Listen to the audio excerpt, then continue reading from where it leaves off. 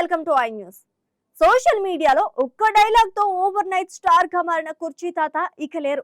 కుర్చీ మడత పెట్టి అంటూ తెలుగు రాష్ట్రాల్లో వైరల్ అయిన మహమ్మద్ పాషా అలియాస్ కుర్చీ తాత హైదరాబాద్ లో హఠాత్తుగా కన్నుమూశారు. కృష్ణకాంత్ పార్క్ వద్ద నడుస్తుండగా గుండెపోటుతో కుప్పకూరిన ఆయనను ఆసుపత్రికి తరలించేలోపే మృతి చెందినట్లు సమాచారం.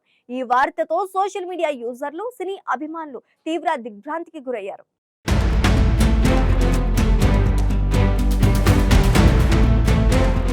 ఆ కుర్చీని మడతపెట్టి ఈ ఒక్క డైలాగ్తో తెలుగు సోషల్ మీడియాను షేక్ చేసిన వ్యక్తి కుర్చీ తాత.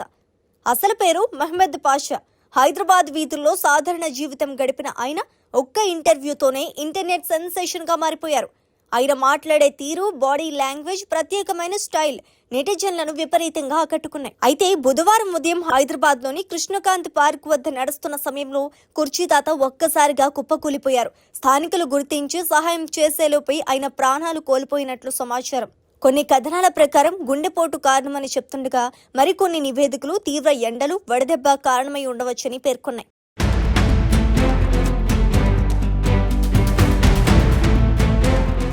సోషల్ మీడియాలో వైరల్ అయిన తర్వాత కుర్చీ తాత పేరు రెండు తెలుగు రాష్ట్రాల్లో మారుమోగిపోయింది. మీమ్స్, రీల్స్, షార్ట్ వీడియోల్లో ఆయన డైలాగ్ ట్రెండ్ సెట్ చేసింది.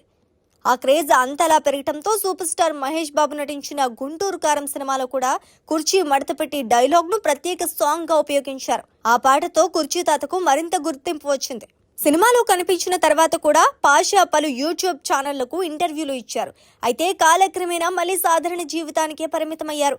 హైదరాబాద్ పరిసరాల్లో భిక్షాటన చేస్తూ జీవనం సాగించేవారని స్థానికులు చెప్తున్నారు. ఇప్పుడు ఆయన మృతి వార్త సోషల్ మీడియాలో వైరల్ అవుతోంది. ఒక్క డైలాగ్ తో చరిత్ర సృష్టించిన వ్యక్తి, మీమ్స్ ప్రపంచానికి చిరునవ్వు ఇచ్చిన మనిషి అంటూ నెటిజన్లు నివాళులు అర్పించారు. పలువురు సినీ అభిమానులు కూడా సోషల్ మీడియా వేదికగా సంతాపం వ్యక్తం చేస్తున్నారు.